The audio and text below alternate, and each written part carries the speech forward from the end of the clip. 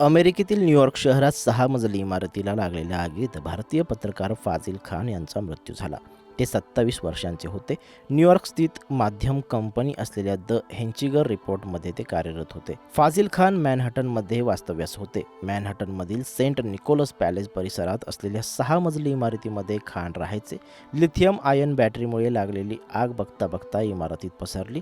त्यात खान यांचा मृत्यू झाला, तर 18 जण जखमी झाले. न्यूयॉर्कमधील भारताच्या वाणिज्य दूतावासानं खान यांच्या मृत्यूबद्दल शोक व्यक्त केला. फाझिल खान यांच्या मृत्यूबद्दल वाईट वाटलं. त्यांचा मृतदेह भारतात असलेल्या त्यांच्या कुटुंबाकडे पाठवण्यासाठी सर्वतोपरी मदत केली जाईल. आम्ही खान यांच्या कुटुंबाच्या आणि मित्रपरिवाराच्या संपर्कात आहोत, अशी माहिती दूतावासाकडून देण्यात आली. द हेचिंगर रिपोर्टच्या संकेतस्थळानुसार फाझिल खान यांच्याकडे डेटा रिपोर्टर म्हणून कार्यरत होते.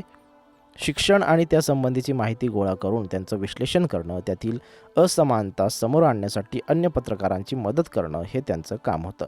फाझिल खान यांनी 2011मध्ये कोलंबिया जर्नलिझम स्कूलमधून डेटा जर्नलिझम पदवी घेतली होती.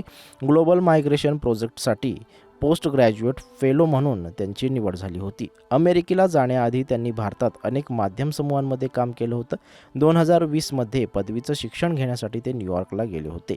हेचिंगर पोस्टनं एक्सवर एक पोस्ट केली आहे. द हेचिंगर रिपोर्टचे डेटा रिपोर्टर फाझिल खान यांचा इमारतीला लागलेल्या आगीत मृत्यू झाल्याचं आम्हाला शनिवारी समजलं. खान त्याच इमारतीत राहायचे. एक चांगला सहकारी आणि उत्तम माणूस गमावल्याचं दुःख आहे. त्यांच्या अकाली निधनानं आम्हाला धक्का बसलाय. आमच्या सहवेदना त्यांच्या कुटुंबासोबत आहेत, अशा भावना हेचिंगर रिपोर्टनं व्यक्त केल्या आहेत.